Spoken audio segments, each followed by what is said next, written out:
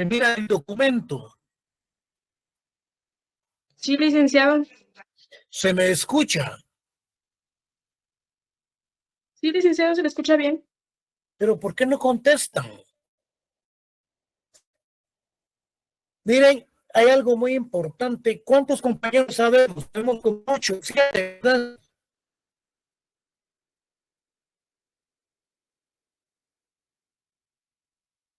¿Quién me puede decir el número de alumnos que habemos? En este momento me aparece que somos 11, licenciado. 11.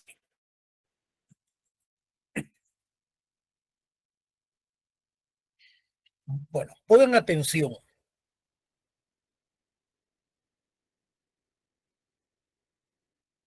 $45, 50, ya van 45, ya van minutos que se inició cátedra.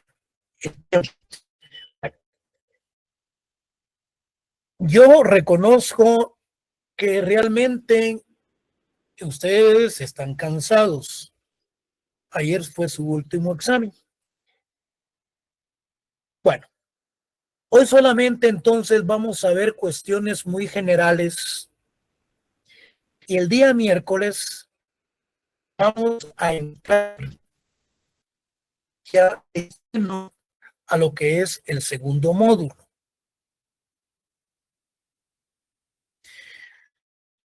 En lugar de iniciar en la cátedra, quiero preguntar algo ahí. Se encuentra Hernández Cordero María José. ¿Está presente? No. Está presente Cushil Son Alan Víctor. Tampoco.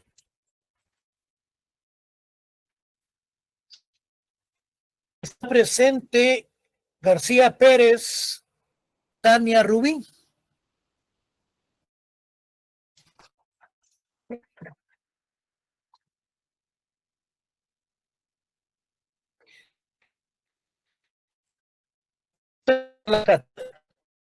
Quiero que me respondan si se me escucha bien para continuar.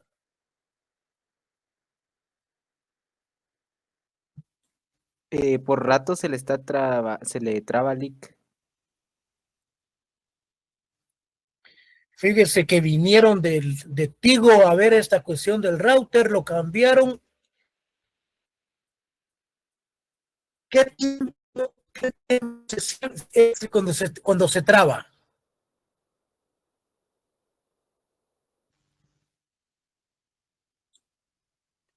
Disculpe, licenciado, ¿podría repetir? Es que se le trabó.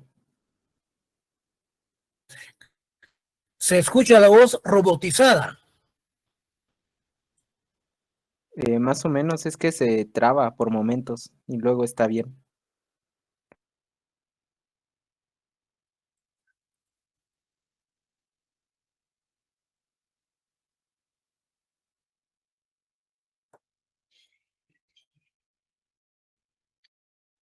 ¿Qué podrá ser? Ahí tenemos un problema de internet, no sé qué es.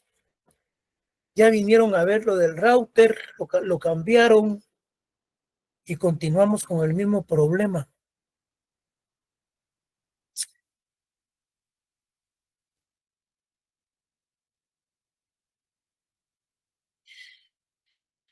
Voy a principiar la clase y cuando se escuche robotizado, por favor me interrumpen y volvamos a iniciar. ¿Se me escuchó?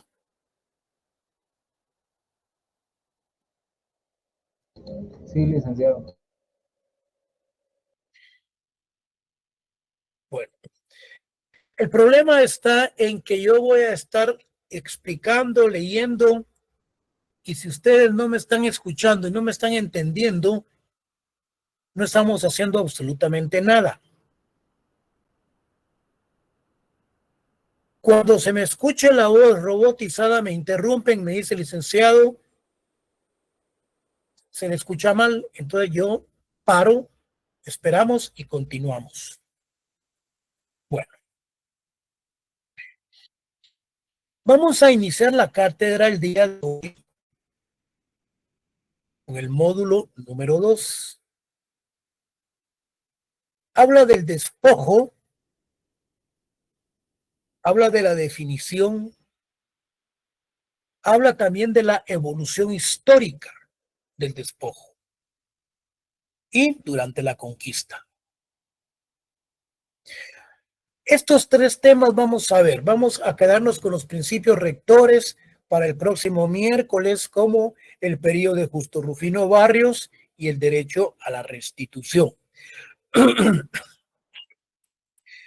Vean, el despojo radica, que pongan atención, radica fundamentalmente cuando una persona sufre, cuando a una persona se le han quitado sus bienes. Entonces, esta ha sido despojada de los mismos. Si lo miramos desde el punto de vista de la colonización, el despojo prácticamente era un botín para los colonizadores o bien para las personas conquistadoras. ¿Qué es lo que nos dice la definición? Vean. El despojo se considera, lo que yo les mencionaba,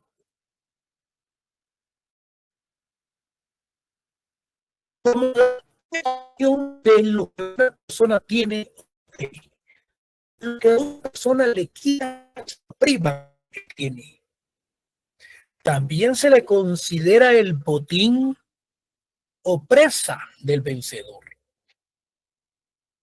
Caso que puede ser considerado en Guatemala como un premio al conquistador o colonizador, en virtud que la corona española utilizó como señuelo para motivar a los españoles a colonizar un nuevo mundo. Las riquezas podrían obtenerse al participar en dicha colonización. Aquí lo vamos a analizar el otro día de clase, el miércoles, cuando vemos los principios de la política agraria. Cuando a los colonizadores y a los conquistadores les ofrecía tierras conquistadas, el esfuerzo, las conquistas que ellos estaban teniendo. Las prácticas de despojo y desplazamiento forzoso en Guatemala responden a la institucionalización del racismo y a la estructura económica de Guatemala. Teniendo en cuenta que es un país con una economía basada en la agricultura, en la cual los intereses de las élites terratenientes y de los gobiernos militares han prevalecido. Es decir, que desde la época de la colonización, tanto los políticos, las élites latifundistas, los que tienen las grandes extensiones de tierra, como los militares, ellos han tenido el control prevalecido del sistema en Guatemala. El término despojo agrupa las prácticas de apropiación ilegal de tierras arrebatadas a sus dueños u ocupantes legítimos. La violencia física, institucional y ambiental presente en la transformación radical del paisaje forman el entramado que lo produce. Es decir, en otras palabras, que el despojo se ha realizado en una forma, desde luego el despojo es ilegal y es una forma arrebatada que le han realizado a los propietarios principalmente de sus tierras. Ahora hablemos de los despojos de los pueblos originarios. Despojo de los indígenas. El despojo de los territorios indígenas forma parte de un modelo económico nacional orientado a la explotación de los recursos naturales que resguardan. Lo ha estimulado el arribo de inversiones extranjeras en el campo energético, petrolero y minero principalmente. Es decir, en otras palabras, del despojo se ha orientado a las grandes explotaciones de los recursos en Guatemala. Ha sido una dinámica paralela al desarrollo de este país.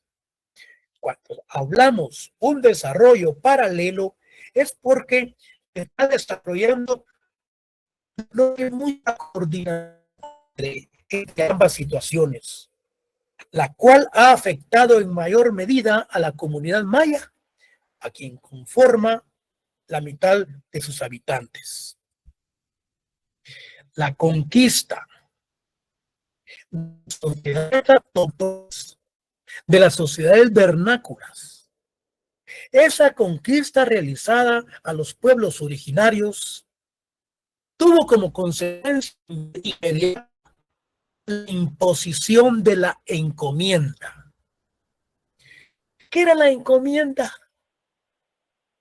La encomienda estaba basada en aspectos relacionados con la ley de Indias, que eran casuistas. Casuistas eran porque se aplicaban en determinados momentos y en determinados lugares. Pero la encomienda esta provenía de España. ¿Y qué era? Una institución que dictaba en la Nueva España, o que sí que dictaba las leyes de Indias en la Nueva España, con el fin de capacitar en algún oficio, catequizar e instruir en el idioma español, la cual fue distorsionada y sirvió para sustraer las tierras de los indígenas, que era una esclavitud encubierta. En otras palabras, las leyes provenientes de Nueva España hacia Guatemala aquí se tergiversaron de conformidad con esta institución de la encomienda. Su filosofía era de ilustrar, instruir, catequizar, enseñar el idioma español a los indígenas. Pero los colonizadores realmente la convirtieron prácticamente en una esclavitud hacia los indígenas, y el colapso de la población nativa,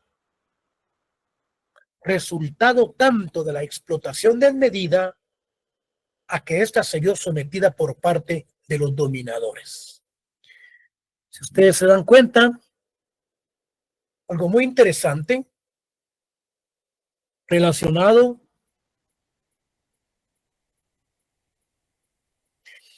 con lo que es el despojo. Los colonizadores se aprovecharon de todos los recursos naturales de Guatemala, principalmente comunidades, los pueblos originarios. Aquí entramos a la segunda temática, que nos habla sobre la evolución histórica. Vean, el despojo como una institución producto de la colonización tuvo un largo recorrido, iniciando con el despojo violento y por parte de la corona española, quien era la única con facultad para entregar tierras a sus súbditos colonizadores como un premio por participar en la aventura colonizadora. es posible que se les pregunte el día del examen, ¿qué institución era la única con la que tenía la facultad para entregar las tierras realengas a los colonizadores por haber realizado esa aventura? Entonces era la corona española, basada en el principio señorío, que lo vamos a ver adelante. La conquista a los españoles a Guatemala, las riquezas y tierras estaban en posesión de los originarios guatemaltecos. Y como en todo proceso de colonización o conquista, se ubica y se apropia de los bienes deducidos de la excepción, por lo que el punto de despojo se inicia en 1524. No se inicia el proceso y de colonización, utilizando las instituciones del repartimiento y de la encomienda. El repartimiento y la encomienda, estas provincias eran dictadas desde España, en donde el repartimiento de indígenas y la encomienda, que en sí era una esclavitud encubierta, como lo mencionábamos anteriormente. Entonces, la encomienda, ¿a qué se refería? En la formación, en la capacitación religiosa, en las cuestiones del catecismo, en enseñar el español a los originarios de los pueblos. Pero los colonizadores realmente lo convirtieron en una esclavitud encubierta, la encomienda. Y el repartimiento, pues el repartimiento de indios. Sigamos. Realmente también el repartimiento de tierras, que se le llamaron estancias. En 1542 se promulgaron las leyes nuevas que prohibieron todas las formas de esclavitud de los indios, pasando entonces todas estas tierras y aspectos tributarios del rey, lo que permitió la importación de esclavos africanos. De aquí en adelante, y cedía tierras a los particulares, iniciándose las relaciones feudales de producción. Esas relaciones feudales, Marta Harnecker, Alexandrov y otros autores se refieren, cuando se habla del materialismo histórico dialéctico, que en esta época de los feudales teníamos a los siervos de la gleba, que eran los esclavos. No eran los esclavos, porque los esclavos prácticamente pasaron a formar otro estatus que se le llamó siervos de la gleba y los señores feudales de producción. Entonces, las leyes nuevas a través de la nueva encomienda cedían a los particulares los tributos de uno o varios pueblos y la obligación de trabajo en las haciendas por una semana.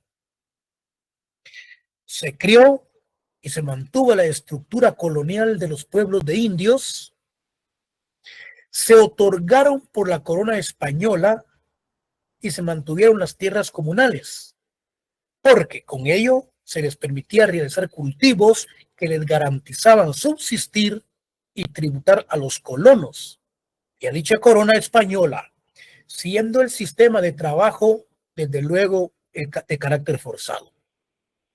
El repartimiento, entonces, se considera la institución más importante de la época colonial, continuándose en dicha práctica, aún posterioridad a la independencia de 1821. En este análisis histórico con respecto a lo que es, a lo que nos referimos durante la conquista, y hablábamos del repartimiento y hablábamos también de la encomienda en esa evolución histórica del despojo, desde el momento preciso de la época colonial provenían esas leyes de Indias en donde se hablaba de la encomienda y se hablaba de la repartición. La repartición de indios, se la encomienda, la institución que tenía por objeto la endoctrinar al indígena, la capacitación, convertirlos en católicos y a la vez enseñarles el idioma español. Bueno, en ese orden, tal como dio la explicación correspondiente, nos dice Severo Martínez Peláez que en esos momentos precisos, después de la 1821, desde luego surgen principios rectores de la política agraria. La política agraria original, colonial, y los orígenes del latifundismo en Guatemala. El día del examen se le pregunta al alumno ¿qué comprendió por el latifundio o el latifundismo?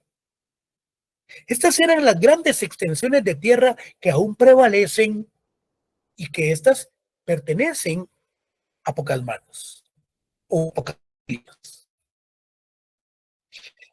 Como consecuencia, entonces, con la legislación de Indias, tuvo un carácter marcadamente casuista.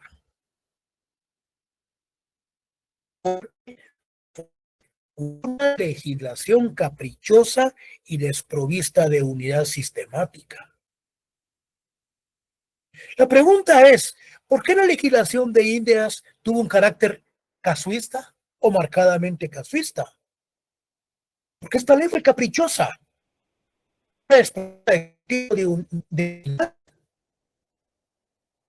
Tanto en el momento donde se aplicaba, actual en ese momento, como en el espacio. Desafortunadamente, encubre importantes hechos en la expresión jurídica de los intereses de las clases dominantes, a quien el Estado representa, por lo que hacen a la tierra. El estudio las fuentes coloniales guatemaltecas, permitiendo descubrir los lineamientos de una política agraria perfectamente definida. Estos son 5 principios. Hay un folleto que lo regalan en la Facultad de Ciencias Económicas. Yo creo que todavía lo siguen, ellos lo siguen haciendo simulaciones. A mí me lo regalaron y es Severo Martínez Peláez, la política agraria colonial y los orígenes del latifundismo en Guatemala. Esto es del área común, o sea, del pensum de la Facultad de Económicas, donde tenemos estos 5 principios.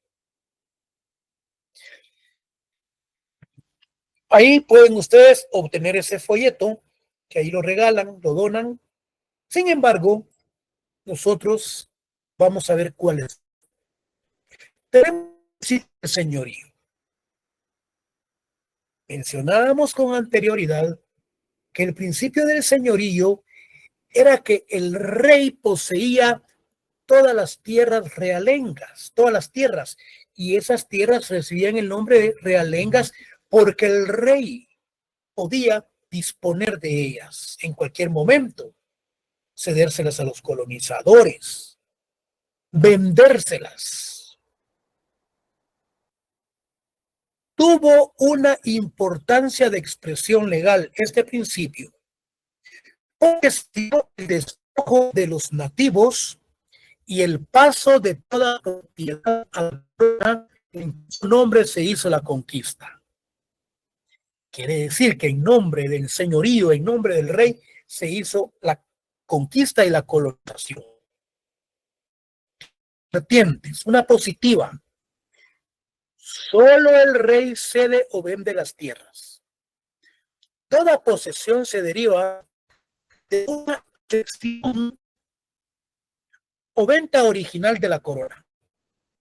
La negativa, cualquier tierra que el rey no haya vendido o cedido, es una tierra realenga. Es una tierra que le pertenece al rey y no puede ocuparse ni usarse ni incurrir en delito de usurpación. Por lo tanto, el rey ejercía la corona sobre todas las tierras de las provincias conquistadas en su nombre. Fue el fundamento sobre el cual operaron los restantes principios. Luego tenemos el principio de la tierra como aliciente. Les mencionaba con anterioridad que este principio de la tierra como aliciente se dio en el momento preciso que como premio, que como reconocimiento a esa aventura de los colonizadores, de los esfuerzos que hicieron. Entonces, el principio de la tierra como aliciente fue el arranque del latifundismo en Guatemala. Fue la realidad de la conquista y la colonización. La corona española no tenía cómo sufragar las expediciones, por lo que ofrecieron a los conquistadores como aliciente de las provincias conquistadas. Es decir, que la corona, como no tenía medios como pagarles a los colonizadores, les ofrecieron tierras como aliciente de las conquistas realizadas. Principio de la tierra como fuente de ingreso para las cajas reales. ¿Cómo era que el rey, la casa real, cómo era que iban a tener? Entonces, este principio de la tierra como fuente de ingreso fue generador de latifundio para las cajas reales monárquicas. Se realizó bajo el procedimiento de composición de tierras. ¿En qué consistía la composición de tierras? La monarquía solicitó a los propietarios de tierras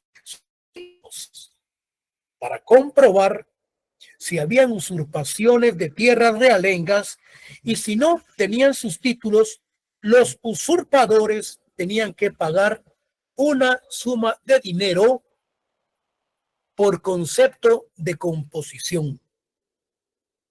Caso contrario, se desalojaban para que el rey pudiera disponer de esas tierras. Fue un mecanismo creado en la recopilación de ley de Indias para causar ingresos a la corona durante todo el periodo colonial, con el periodo de la colonia. Entonces acá pongamos atención con la composición de tierras, de acuerdo al principio de la tierra como fuente de ingreso. La monarquía solicitó a los propietarios de tierras sus títulos para comprobar si habían usurpaciones de tierras realengas, o sea, las tierras del rey, porque si no tenían los títulos, estas tierras se convertían en tierras realengas, desde luego pasaban a nombre del rey. Ahora, el principio de preservación de las tierras comunales de indios. Aquí habla de la preservación de tierras de los indios. Fueron los pueblos de indios y dotados desde su creación con dos clases de tierras. Los llamados ejidos, que yo recuerdo que los mencionamos en una de las clases anteriores, que estos ejidos, tierras dispensables y de uso común alrededor del pueblo. Los ejidos eran aquellas poblaciones que se habían construido afuera del pueblo. Y las tierras comunales alrededor de los pueblos, desde luego, pero más allá de los ejidos administrados por el cabildo o el ayuntamiento, o sea, por las municipalidades. Las tierras comunales en la época colonial eran tierras que se extendían normalmente en los alrededores del pueblo, más allá de los ejidos. Terreno comunal a las afueras de una población que se destina a servicios comunes como eras. ¿Qué es eso de eras? Período en la historia de una civilización o de una sociedad que se caracteriza por un nuevo orden de cosas y que generalmente comienza en un suceso importante o notable. Entonces, era de los descubrimientos o pasto de ganado, que se puede interpretar, eran administrados por el cabildo o ayuntamiento indígena. Luego tenemos el principio del bloqueo agrario de los mestizos en la época colonial. Aún los mestizos también sufrieron bloqueos agrarios de parte de los colonizadores o de parte de los españoles. Era un principio que operaba al margen de la ley. Actuó como un incidente secundario. Se dio el desplazamiento de ladinos pobres hacia las haciendas y la formación de rancherías dispersas en todo el reino. Este principio resultó ser el más conveniente para la monarquía,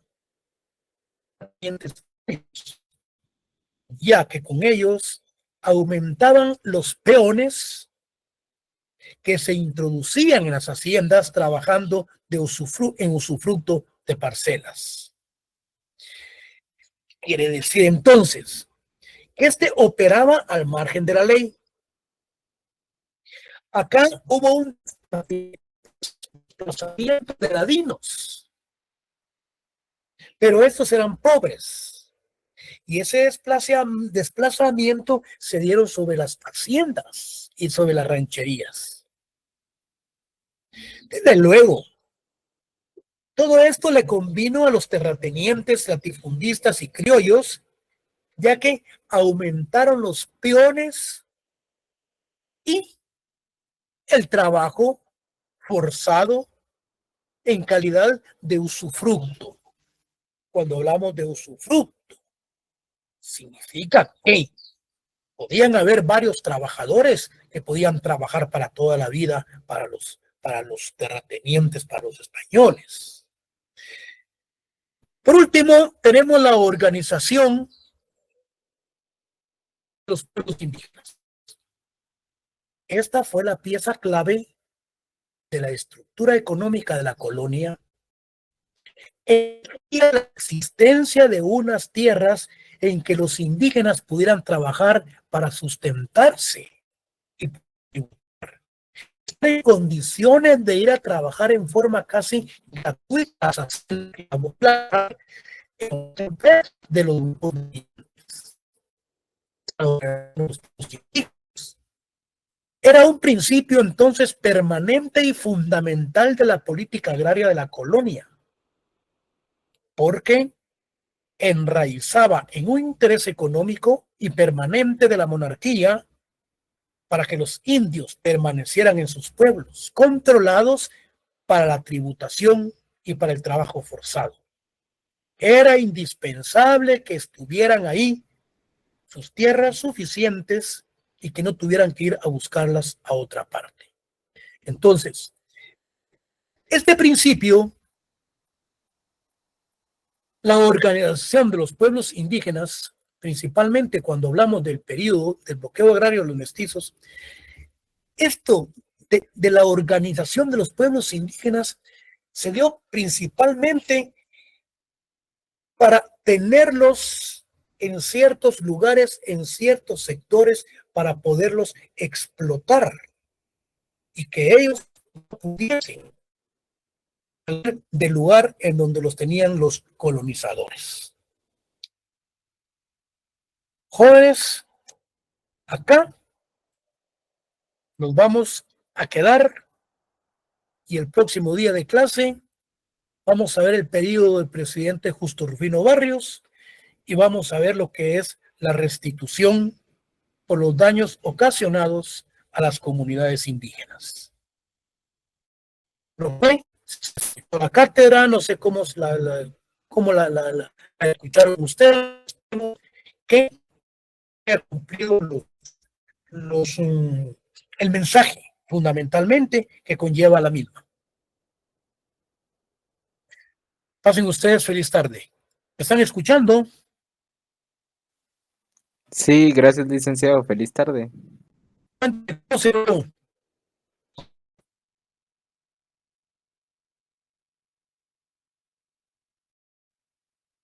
¿Mejoró la clase, compañero?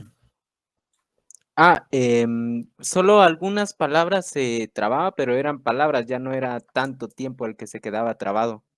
Perfecto. Pero sí se comprendió la temática por donde queríamos manejar la clase. Sí, licenciado. Así Perfecto, eso es lo que yo quería, porque el miércoles le entramos al periodo de barrios, terminamos y le entramos nuevamente al módulo 3. Prefiero que avancemos y que no a última hora yo les esté enviando clases grabadas que realmente no me gustan. El día lunes, ustedes, sinceramente yo soy muy apartado de todo eso, pero son decisiones de la junta directiva que ustedes tienen el día lunes suspensión de clases por las cuestiones de las actividades políticas de la elección a decano. Tienen conocimiento de ello, ¿verdad? Sí, licenciado, gracias. Sí, licenciado. Otra cosa, ¿cuántos alumnos sabemos ahorita en clase? 10, licenciado. ¿Cuántos? 16, licenciado. 16. Suficiente. Lamentablemente, de 500 alumnos, fíjense, casi de 500 alumnos, perdió el 5%. Aquel que escucha las cátedras, tienen el documento que tienen en el escritorio, en la pantalla, no tiene por qué perder el curso. Y eso es lo que yo me estoy esmerando. Para decir los nombres de unos jóvenes alumnos, pero no voy a decir para qué. Vamos a ver, si está presente, que me diga, licenciado, presente. Vamos a ver. Hernández Cordero María José, ¿está presente? Sí, licenciado, buenas tardes. Ah, es usted. Sí, licenciado.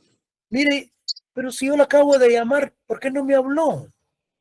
Fíjese, licenciado, de que creo que la mayoría pensamos que el día de hoy no teníamos clase, entonces no me metí justo a la hora que usted empezó la clase, sino unos minutos más tarde. Yo cuando no voy a dar clase, les digo, jóvenes, este día no hay clases. De lo contrario, ahí sí que adiós rogando y con el mazo dando. En primer lugar, quiero felicitarla. Sacó 29 puntos. Ya lo sabía. Sí, licenciado, muchas gracias. Bueno. Está ahí Cuxil, Sori, Alan Víctor. No está. Bueno. García Pérez, Tania Rubín. ¿Está presente? Obando Contreras, Stephanie, Danila. Bueno, los conocen, y decirles que sacaron 29. El por qué no sacaron ustedes los 30. Les voy a decir el error. Hay una pregunta que dice, ¿cuáles son las instituciones que motivaron a la creación del curso del derecho de pueblos indígenas? 1, los derechos humanos y la firma de los acuerdos de paz. Pero como solo me pusieron 1, les puse 1. Otra pregunta. Hablaba de 179 del OIT, o sea, la Organización Internacional del Trabajo. ¿Por qué me pusieron solamente organización o solo me pusieron OIT y no me pusieron el convenio 169? Entonces, preguntas incompletas, solamente les puse un punto. Y así, luego vienen ya notas de 28, 27, pero regularmente les fue bastante bien. Jóvenes alumnos, pasen feliz tarde y nos miramos el miércoles. Feliz tarde, licenciado. Feliz tarde, licenciado. Feliz tarde.